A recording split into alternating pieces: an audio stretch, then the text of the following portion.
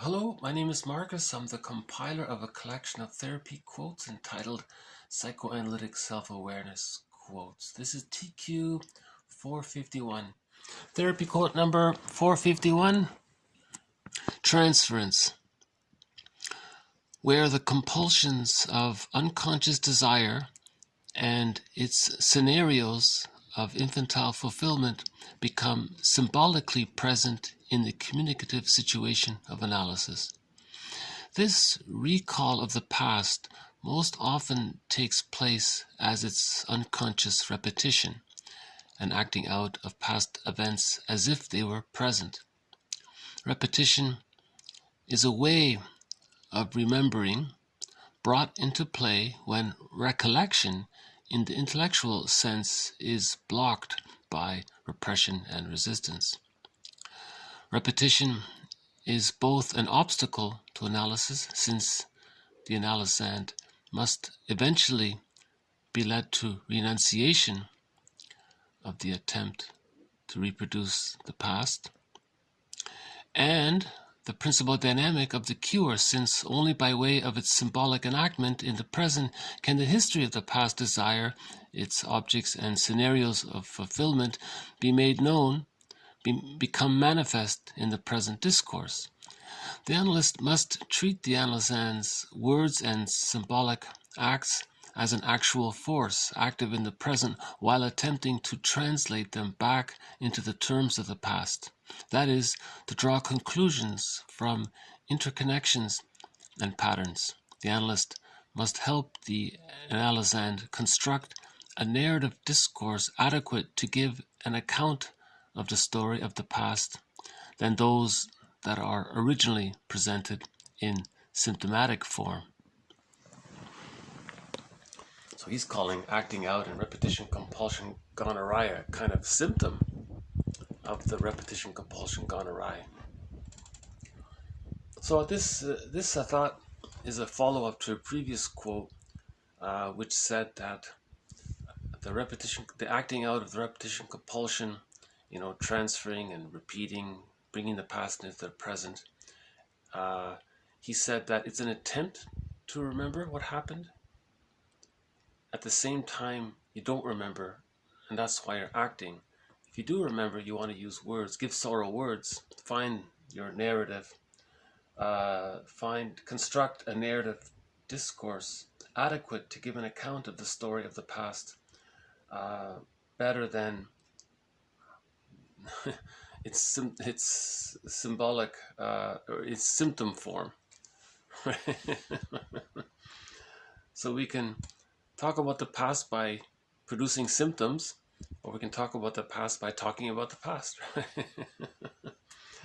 So transference, okay, where the compulsions of unconscious desire, so our childhood wishes. Oh, hold on.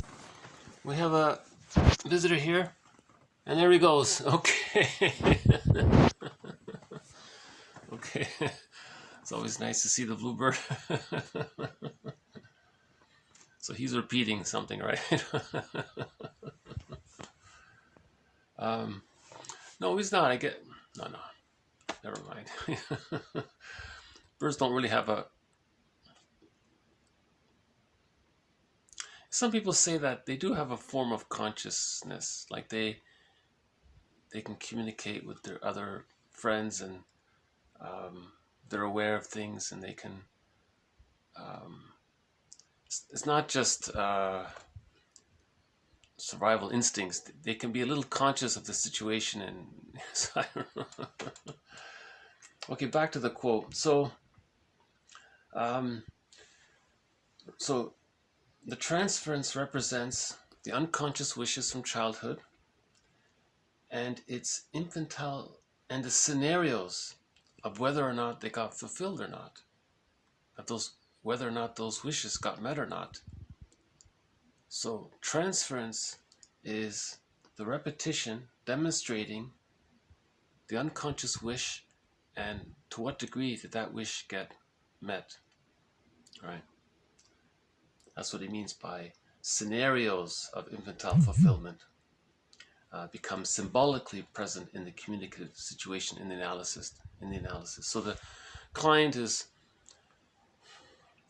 he's either projecting the parent on to the therapist and he's replaying what happened in childhood, or the client has identified with the parent, projected his wounded inner child onto the therapist, and wants to and does to him, right, to communicate what was done to the projector.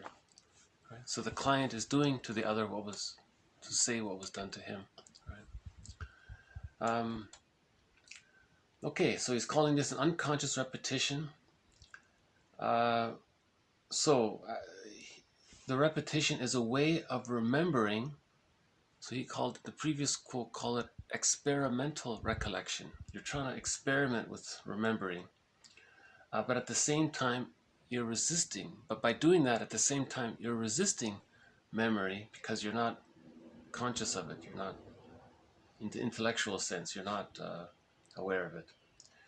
So he's saying repetition is both an obstacle and the source of material for the analyst to create an interpretation, right? And when the client is repeating in the present, the therapist regards that as an actual event.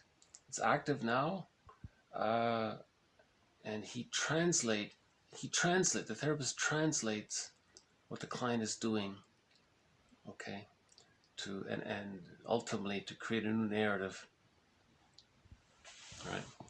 So together the client and the therapist come up with a new narrative to help digest the past. And the theory is if he does that, then he doesn't need to repeat it anymore. You've healed the repetition compulsion gone awry. So remember, in any kind of developmental trauma or in any trauma, the theory is a record is made, a long playing. The metaphor is like a vinyl disc record, and you record it on that record. And when there's a trauma, the person wants to master the trauma. But after the age of 5, it goes awry. So the person is doing these infantile, replaying his infantile scene in the present. The positive intention is to master the trauma, but he can't. Right? So the therapist has to symbolize it with the new narrative, and then he can stop doing it. Right? But the act of doing it is a clue to the past. Okay, so just do this once more. Transference, where the compulsions of unconscious desire and wishes, and to what degree did these wishes become fulfilled or met? In the transference, they become symbolically represented in the here and now with the therapist. This recall of the past is unconscious, and it's an acting out. So it's an acting out, that's a resistance of the past events as if they were present. Repetition is a way of remembering brought into play when recollection in the conscious sense is blocked. He's afraid to remember. Right? Repetition is both an obstacle to analysis, since it's acting out, and at the same time it's a key element of the cure, since only by way of its symbolic enactment in the present can the history of the past desire, okay, its objects, the parents and others, and the scenario, what happened, be made known, become manifest in the present discourse. That's his communication. The analyst must treat the client's words and symbolic acts, sometimes called language action, as an actual force, active in the present, while at the same time attempting to translate them back into the terms of the past, right? That is, to draw conclusions from interconnections and patterns. He must help the client construct a narrative discourse adequate to give an account of the story of the past than those that are originally presented in symptomatic form. So this offers, I thought this quote kind of offers a fairly clear description of what the therapist is trying to do. You know, The repetition compulsion is an acting out. It's symbolic of the past, and he's stuck there. So the alternative, let's find the connections, let's understand it, make it conscious, right? That's the goal, right? Make the unconscious conscious, and then he can be free from that, right? Because he understands it. So that's the main theory. Once you understand it, you feel safer, and when you feel safer, you can then mourn what you've been doing, because there's a lot of stress there. Once you mourn it, you no longer need to go back to the old way, right? There's a new way, right? That kind of thing. Okay, I think this is a good quote. Yeah, it's quite intellectual, a little.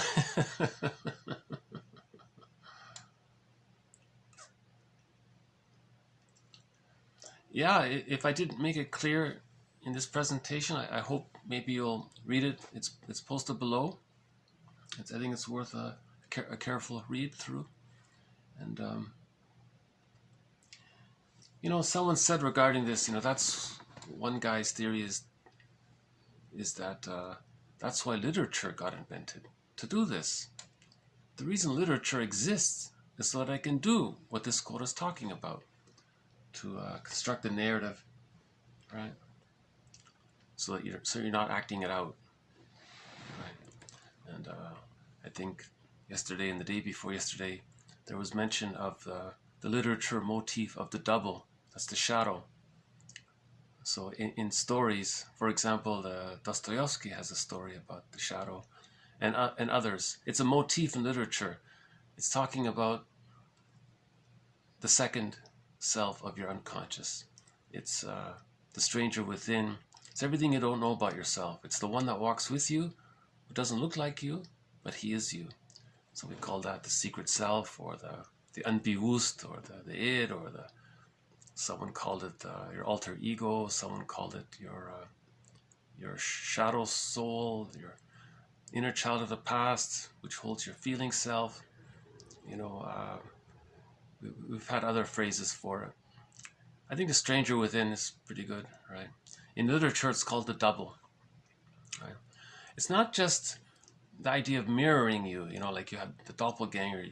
It's talking about your desire to be mirrored. He's doing everything you do, and he's mirroring you. Maybe that's one variation of it, but the main idea of the double is he represents someone who doesn't look like you, but he is you. So in that play, The Student of Prague, the guy was trying to live a happy life, make friends with the woman, and this guy, this double character, appeared, and he was arguing with it. He was fighting with it. He didn't realize it was him. He didn't get it. It was him, and when he hurt this other person, he was hurt. You see. And then in the movie version of the play, a silent movie, the opening scene is a headstone, and it says, "Here lies a guy who fought with his shadow and lost." That character, the double, was his shadow. The shadow represents you, all that you don't know about you. It's an allegory, a personification of it. So if you have this, Robert Bly has the metaphor of everything you don't know about yourself you put in this bag by the age of 5. Now imagine all the contents of that bag. Imagine a character representing all those contents, right? So that's a way to get in touch with what's inside. Usually we do it through projections or through the repetition compulsion, right? So we get to know what's inside. Or in literature, the motif is the double, this other person that represents aspects of yourself that you don't know about yourself. That's called the shadow self, or the second self, or the secret self, the unconscious self, and others, right? Yesterday it was called the second self, right? and I wonder if, I wonder if he likes to go to the second cup, to drink coffee.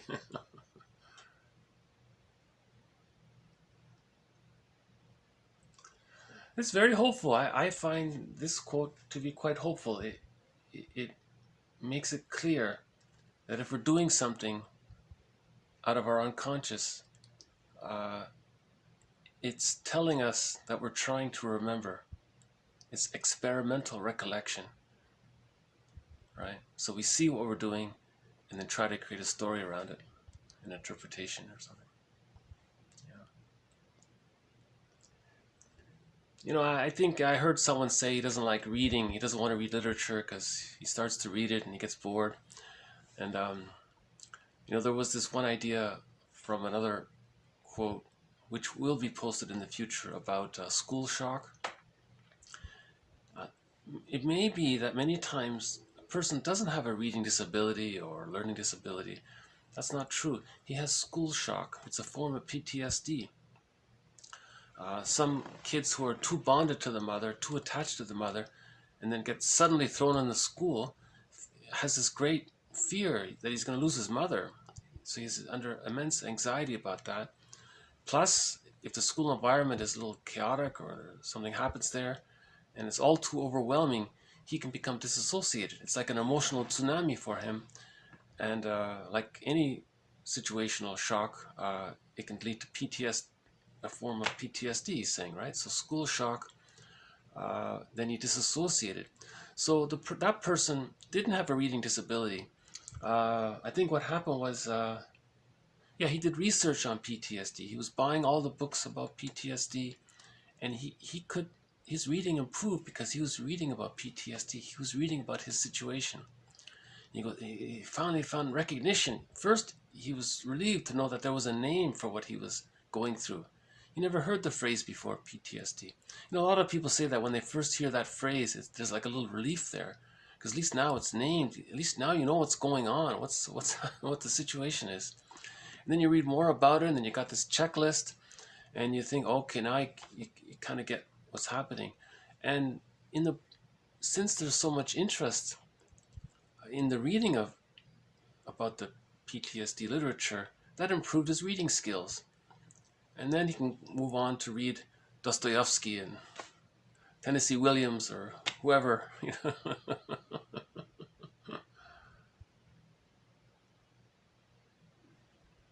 Okay, I'll just leave it here. So thank you very much. I was hoping maybe the blue jay would make an appearance, but I don't see him. Do you see him? No? Well, there's the crow way back there. I don't know if you can see him, but there's the crow way back at the... maybe not, but it's a nice sunny day, right? So thank you very much. This has been TQ451. More to follow. Bye for now.